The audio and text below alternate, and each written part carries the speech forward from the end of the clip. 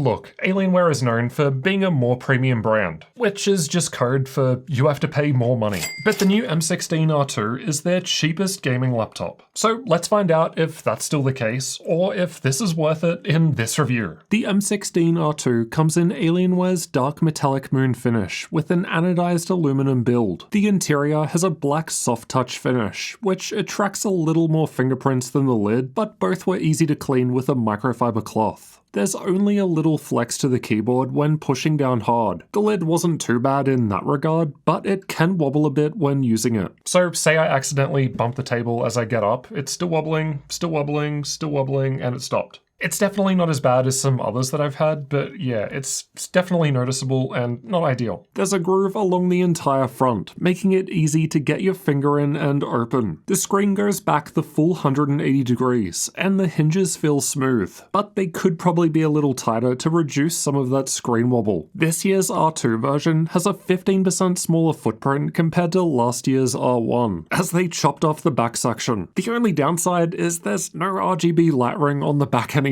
So now you're not able to flex on people walking by. How are they going to know you've got an Alienware? It weighs about 2.5 kilos or 5.5 pounds, increasing to just over 3 kilos or almost 7 pounds with the 240 watt charger included. My configuration has Intel's new Ultra 9 185H Meteor Lake processor, NVIDIA RTX 4070 graphics, 32 gigs of RAM, and a 16-inch 2560 by 1600 240Hz screen. But it's available for less money depending on how you configure it with the link below. The per-key RGB keyboard that mine has is a $50 upgrade over the single zone keyboard, for example. All keys and secondary functions get lit up, and brightness can be adjusted between 2 levels or turned off with the F7 shortcut key. This does not affect the Alienware logo on the lid or the lighting around the touchpad. Those are controlled separately through the Alienware FX section of Alienware's Command Center software. The touchpad looks kinda cool, but we didn't like using it. It feels mushy and harder to press up the top half, making it feel awkward to use. The power button is separate to the keyboard and lights up. The Alienware FX software shows you what the different colors mean. As for ports, the left side has a 2.5 gigabit Ethernet port and a 3.5mm audio combo jack. The right has a micro SD card slot and 2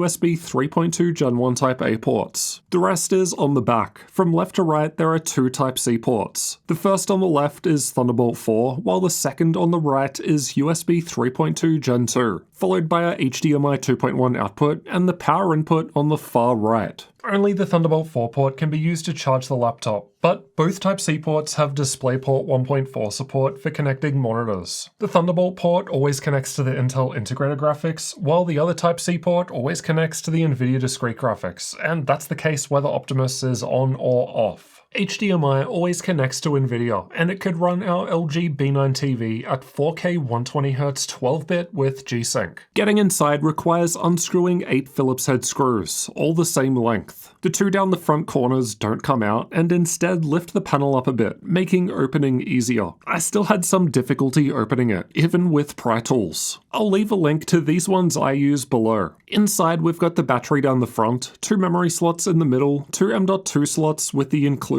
SSD to the left, and the Wi-Fi 7 card on the right. The speeds from the 1TB PCIe Gen 4 SSD were great, and the micro SD card slot was fast too. It clicks in and sits most of the way in, but can still be removed without longer fingernails. Despite having a Wi-Fi 7 card, latest drivers, and Windows saying it's using Wi-Fi 7 over 6 GHz, it seems to be running at last gen 6E speeds. Dell's website says this is expected behavior until some unknown later time in 2024. The upgradability score is good for a 16-inch laptop with no major drawbacks. Both memory slots can be upgraded, Wi-Fi can be swapped, and both M.2 2280 drives support double-sided SSDs with chips on both sides. The speakers are found underneath on the left and right sides towards the front. They sound alright, a solid average with a little bass while remaining fairly clear at higher volume. The Latencymon results weren't great, similar to most other laptops tested this year. The M16 is powered by a 6-cell 90-watt-hour battery, but battery life isn't great, lasting for less than 5 hours at stock with the screen running at 240Hz. Dell's laptops don't seem to have any way of automatically lowering the screen's refresh rate when the charger gets unplugged, which would probably give us an extra 30 to 40 minutes. Of course, you can do that manually, but I doubt most people will go out of their way to change it manually every single time, so we've tested with the default here. Battery life while running a game was excellent compared to others though, lasting for over 2 hours. Let's check out thermals next. The M16R2 has 2 fans inside with heat pipes shared between the CPU and GPU. There are holes in the bottom panel above the fans for air intake, as well as intake holes in the honeycomb pattern above the keyboard. Air gets exhausted out of the left and right sides, and from the back corners. The Alienware Command Center software lets us change between different performance modes, which from lowest to highest are quiet, balanced, performance, and overdrive. There's also custom mode, which gives us a little control over the maximum GPU temperature and GPU overclocking. You can also press the F1 key to enable high performance mode, which maxes out the fan. Performance, high performance, and overdrive modes automatically apply the following overclocks to the GPU. These can only be controlled in custom mode. The internal temps were fine when sitting there idle. The rest of the results are from combined CPU and GPU stress tests, which aim to represent a worst case full load scenario. Despite the higher CPU temperatures in high performance and overdrive modes, thermal throttling was not being hit. Power was the limit. The cooling pad I test with, linked below, was able to lower the temps a bit, but closing the lid resulted in lower temps too. Clock speeds were barely any different with the lid closed either, so no problems if you want to dock the laptop. High performance and overdrive basically perform the same, with the CPU maxing out with a 50-watt power limit. Nvidia's control panel says the RTX 4070 can go up to 140 watts with dynamic boost,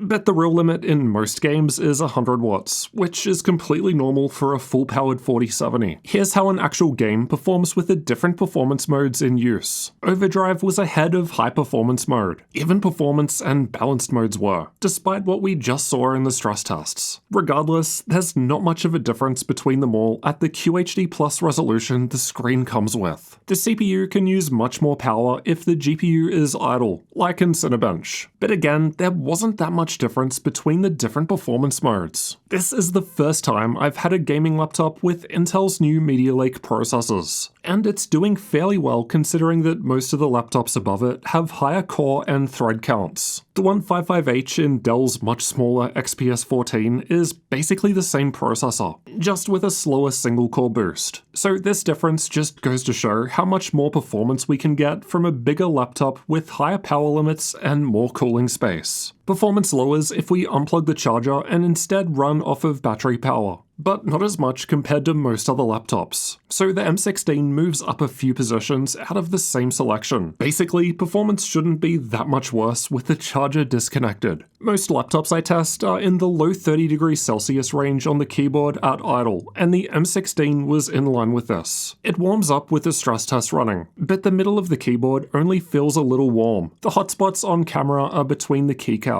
Balanced mode is similar. The middle looks warm, but it feels alright, and the WASD area feels fine. Performance mode isn't too different either. The rest area was always cool. High performance mode with the F1 key maxes out the fans, so it is a bit cooler to the touch now. And overdrive mode is similar, but again, the fans are maxed out and quite loud now. Let's have a listen.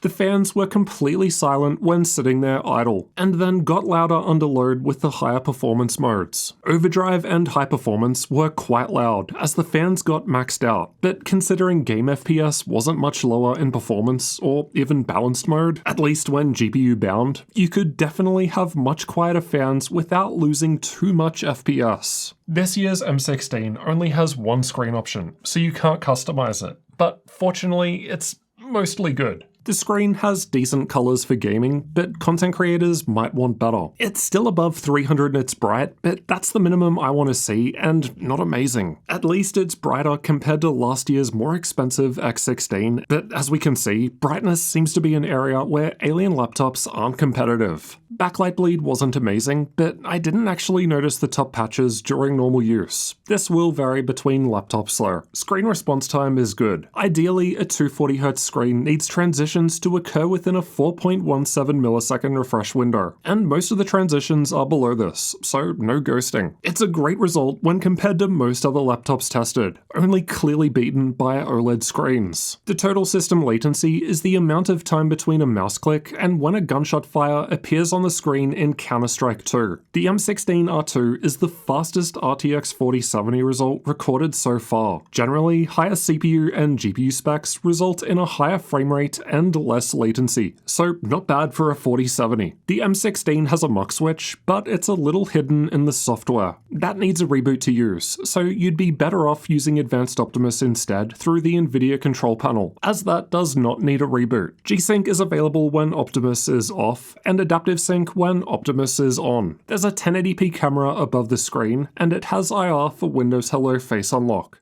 Here's how the camera and microphones look and sound, and this is what it sounds like while typing on the keyboard.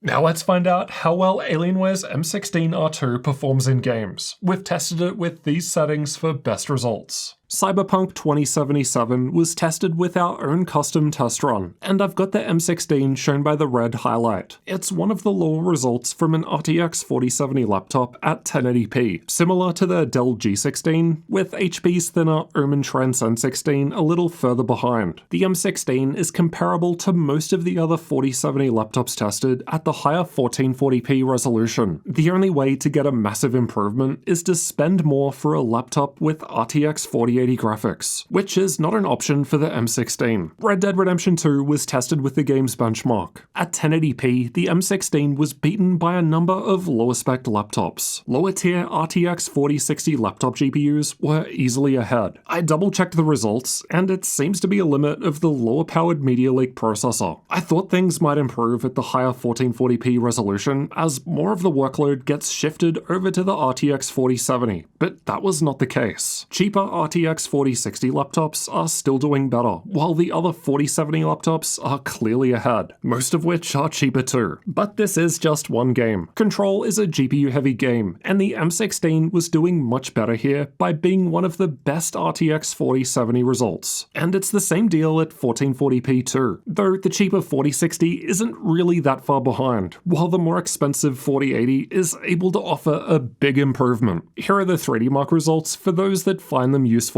Now for some content creator tests. Like the majority of the games, the M16 performs similarly to other laptops with the same RTX 4070 GPU, despite the processor difference. Dell's BIOS is only second to MSI when it comes to customization. There are way more options available here compared to most other laptops, like Asus's Scar 16 or Acer's Helios 16. MSI's laptops offer much more tuning for enthusiasts, but you can still do a bit with the Alienware M16. Linux support was tested with an Ubuntu 24.04 live CD. By default, the keyboard, touchpad, camera, speakers, Ethernet, and Wi-Fi 7 all worked fine, but I'll note that Wi-Fi and speakers didn't work with the older 23.10. Keyboard shortcuts for adjusting screen brightness, keyboard brightness, and volume all worked, but the F1 high-performance shortcut does nothing. Pricing and availability will change over time, so check the link below the video for updates and current sales. And if the M16R2 does have a good sale, we'll be sure to add it to our gaminglaptop.deals website. We update that every day to include all of the latest sales, so make sure that you check it out regularly to save money on your next gaming laptop. At the time of recording, the M16R2 starts at $1,550 US for the lowest spec RTX 4050 config without any sales running. Quite expensive considering we've had RTX 4080 deals on the gaminglaptop.deals site for similar money. Granted, those are rare, but this is still more expensive than many RTX 4070 laptops out there. The configuration that we've tested in this video goes for $2,100, which is well into full price RTX 4080 territory. And as we saw earlier in the game benchmarks, those offer significant FPS improvements for gaming and other tasks. You could save $100 to $150 easily by changing the processor from Intel's Ultra 9 185H to the Ultra 7 155H. I doubt the Ultra 9 is worth $100 for most people. From our testing, the 185H gets you maybe a 6% boost in single-core performance, while multi-core will be even smaller as that depends on the maximum power limit. $2,000 for an RTX 4070 gaming laptop is a tough pill to swallow. Of course, the Alienware brand is positioned as more premium, which in other words means they charge pretty much whatever they want. But this is Alienware's entry-level gaming laptop option. It feels more like a Dell G16 with a slightly nicer chassis. I mean, we don't even get their famous RGB light ring on the back anymore. How are we supposed to know it's an Alienware? There's just nothing in particular that the M16R2 really shines at. I think that it's average at best, and ideally should be $500 to $600 less, putting it more in line with other 4070 laptops that offer better features. Without a good sale, it's just too hard to justify this compared to, say, Lenovo's Legion Pro 5i, which has a better touchpad, more powerful processor, less screen wobble, and a much brighter screen compared to the M16R2. Plus, it's been on sale for weeks on our GamingLaptop.deals website, and went as low as $12.99 a couple of weeks ago. So before spending your hard-earned money, check out my full review of Lenovo's Legion Pro 5i to get all the details. I'll see you in that one next.